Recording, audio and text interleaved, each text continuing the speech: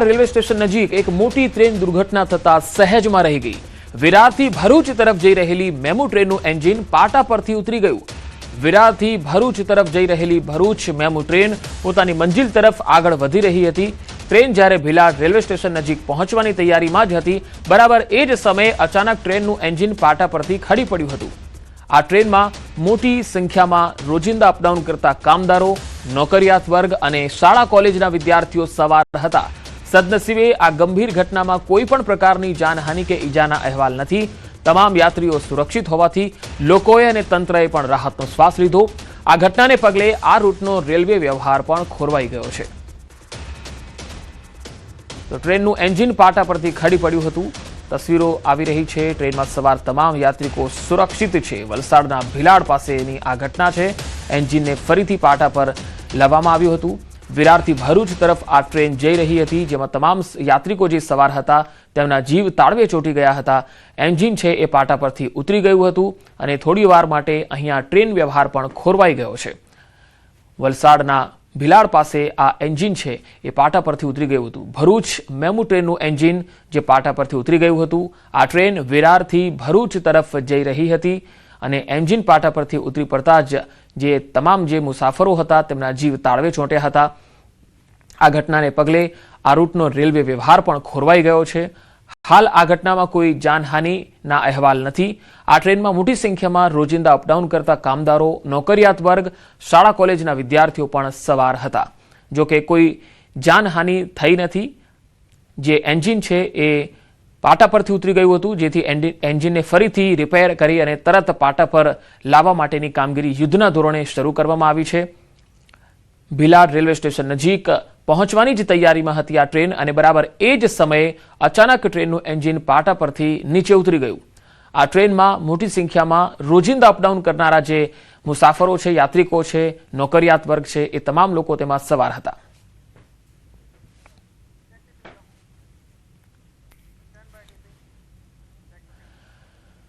વાત હવે અમદાવાદની। અમદાવાદમાં સતત બીજા દિવસે મકાન પડ્યું। ડગરવાડ વિસ્તારમાં 3 માળનું મકાન ધરાશાયી થઈ ગયું। મંસૂરી મોહલ્લામાં મકાન ધરાશાયી થયું હતું। ભારે વરસાદને કારણે આ મકાન ધરાશાયી થયું હતું। જર્જરિત હાલતનું મકાન મોડી રાત્રે અચાનક જ ધ્વસ્ત થઈ ગયું। ફાયર વિભાગ ઘટના સ્થળે પહોંચી અને 2 લોકોનું રેસ્ક્યુ કર્યું।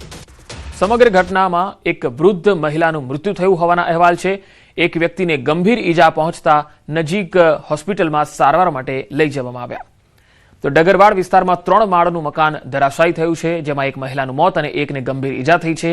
ગઈકાલે પણ અમદાવાદમાં ઢાળની પોળ ખાતે એક મકાન ધરાશાયી થયું હતું, જોકે તેમાં કોઈ જાનહાનિ નહોતી થઈ। આજે સતત બીજા દિવસે બીજું એક મકાન ધરાશાયી થયું છે, જેમાં એક મહિલાનું મૃત્યુ થયું છે। 2 લોકોને રેસ્ક્યુ કરવામાં આવ્યા છે। ડગરવાડ વિસ્તારનો આ બનાવ।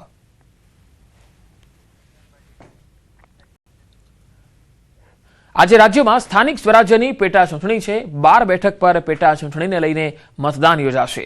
3 બેઠક પર ચૂંટણી રદ થતા 12 બેઠક પર હવે ચૂંટણી યોજાશે। 30 જુલાઈએ મતગણતરી હાથ ધરાશે। સાંજે 5 વાગ્યા સુધીમાં મતદાન કરી શકાશે। જૂનાગઢ મનપા વોર્ડ નંબર 3ની 1 બેઠક પર ચૂંટણી છે, તો દેવગઢ બારિયા નગરપાલિકાની 5 બેઠક પર ચૂંટણી છે, તો વિસનગર નગરપાલિકાની 1 બેઠક પર ચૂંટણી છે, જ્યારે આણંદ જિલ્લા પંચાયતની પાળજ બેઠક પર ચૂંટણી છે। હળવદ તાલુકા પંચાયતની રણછોડગઢ બેઠક પર ચૂંટણી છે, તો પોશીના તાલુકા પંચાયતની ટેબડા બેઠકની ચૂંટણી છે। નેત્રંગ તાલુકા પંચાયતની 3 બિલોઠી બેઠક પર ચૂંટણી છે, જ્યારે ફાગવેલ તાલુકા પંચાયતની ચીખલોડ બેઠક પર ચૂંટણી યોજાવાની છે। આમ કુલ 12 બેઠક પર 32 ઉમેદવારો મેદાને છે। સતલાસણા અને હારીજ બેઠકોની ચૂંટણી રદ થઈ છે। એક પણ ફોર્મ ન ભરાતા ચૂંટણી રદ થઈ છે। આ ચૂંટણીમાં 118 સ્ટાફ અને 173 પોલીસના જવાનો તૈનાત રહેશે। તો 12 બેઠક પર કુલ 32 જેટલા ઉમેદવારો મેદાને છે। આજે રાજ્યમાં સ્થાનિક સ્વરાજ્યની સંસ્થાઓ છે તેમાં જે બાકી રહી ગયેલી બેઠકો છે તેના ઉપર પેટા ચૂંટણીને લઈ આજે મતદાન યોજાઈ રહ્યું છે।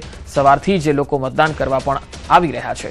એક પણ ફોર્મ 2 બેઠકો પર ભરાયા નથી, જેમાં હારીજ છે, જેમાં પણ એક પણ ઉમેદવારે ફોર્મ ન ભરાયા હતા। ચૂંટણી રદ થઈ છે। હવે વાત જૂનાગઢની। જૂનાગઢમાં વોર્ડ નંબર 3ની પેટા ચૂંટણીનું આજે મતદાન થઈ રહ્યું છે। સવારે 7 વાગ્યાથી જ મતદાન શરૂ થઈ ગયું। 12 વર્ષ બાદ મતદારો મતદાન કરવાના છે। 13,919 મતદારો છે જેઓ આજે પોતાના મતાધિકારનો ઉપયોગ કરશે। 18 બૂથ છે જેમાં મતદાન માટેની વ્યવસ્થા ઊભી કરવામાં આવી છે। ચુસ્ત પોલીસ બંદોબસ્ત પણ ગોઠવાયો છે. 150થી વધુ પોલિંગ સ્ટાફ, ભાજપ, કોંગ્રેસ અને આપના ઉમેદવારો પણ અહીંયા મેદાનમાં છે. ભાજપ ઉમેદવાર અકરમ કુરેશીએ મતદાન કર્યું છે, તો તમામ લોકોને મતદાન કરવા માટે પણ અપીલ છે.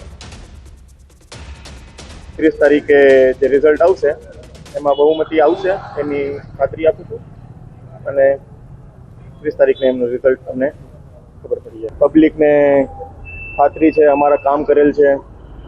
એ 14,000 મતનો વિસ્તાર છે.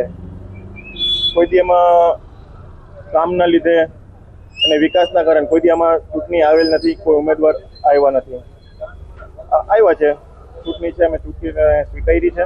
જૂનાગઢ મહાનગર વોર્ડ નંબર 3ની એક બેઠક માટે પેટા ચૂંટણીનું મતદાન આજે યોજાઈ રહ્યું છે. વહેલી સવારથી જ મતદાન પ્રક્રિયા શરૂ થઈ ગઈ છે ને આપ જોઈ રહ્યા છો કે મતદારો પણ હાલ સવારથી જ પોતાના મતાધિકારનો ઉપયોગ કરવા આવી રહ્યા છે. ખાસ કરીને 12 વર્ષ પછી મહાનગર માટેનું મતદાન થઈ રહ્યું છે, કારણ કે છેલ્લા 2 જે ટર્મ હતી તેમાં જે બિનહરીફ આ બેઠક ચૂંટાતી હતી અને એક બેઠક માટે જે પેટા ચૂંટણી આવી છે જેમાં ત્રિપાક્ષીય જંગ છે. ટોટલ જે મતદારોની વાત કરીએ તો 14,000 જેટલા મતદારો છે ને બાજુમાં પણ જે મતદાન મથક છે, કુલ 18 જેટલા મતદાન મથકો છે. 150થી પોલિંગ સ્ટાફ અને પોલીસનો પણ ચુસ્ત બંદોબસ્ત છે તે હાલ ગોઠવી દેવાયો છે. સવારથી જ જે મતદાન છે તે ધીમી ધારે થઈ રહ્યું છે અને હાલ મતદારો પણ પોતાના મતાધિકારનો ઉપયોગ કરવા મતદાન મથક પર પહોંચી રહ્યા છે. અમાર બખાઈ, ન્યૂઝ 18 ગુજરાતી, જૂનાગઢ. તો જૂનાગઢ મહાનગરપાલિકાના વોર્ડ નંબર 3ની એક બેઠક માટે આજે પેટા ચૂંટણી છે. સાંજે 6 વાગ્યા સુધી મતદાન ચાલશે. કુલ 13,919 મતદારો માટે 18 મતદાન મથકો ઊભા કરાયા છે. ચૂંટણી શાંતિપૂર્ણ માહોલમાં પૂરી થાય તે માટે 150થી વધુ અધિકારીઓ, કર્મચારીઓ અને પોલીસનો ચુસ્ત બંદોબસ્ત ગોઠવવામાં આવ્યો છે. આ બેઠક પર ભાજપ, કોંગ્રેસ અને આપ પાર્ટીના ઉમેદવારો વચ્ચે ત્રિપાખીયો જંગ જામ્યો છે. છેલ્લા 3 કાર્યકાળ દરમિયાન ભાજપના ઉમેદવારો બિનહરીફ ચૂંટાતા રહ્યા છે, જ્યારે હવે 12 વર્ષ બાદ વોર્ડ નંબર 3માં મતદાન થયું છે, ત્યારે આ પેટા ચૂંટણી પર સૌની નજર મંડાયેલી રહેશે. કુલ 13,919 લોકો છે એ પોતાના મતાધિકારનો ઉપયોગ કરવાના છે. આ જે મતદાનનો સમય છે સવારે 7 વાગ્યાથી લઈને સાંજના 6 વાગ્યા સુધીનો મતદાનનો સમય રહેવાનો છે.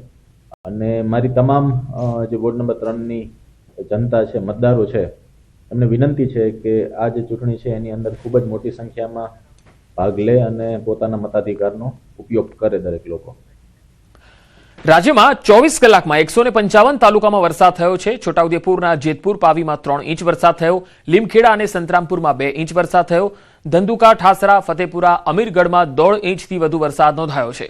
મહેમદાવાદ, દસક્રોઈ, પાલનપુરમાં પણ 1.5 ઇંચથી વધુ વરસાદ નોંધાયો છે, જ્યારે 17 તાલુકામાં 1 ઇંચ કરતાં વધુ વરસાદ થયો છે.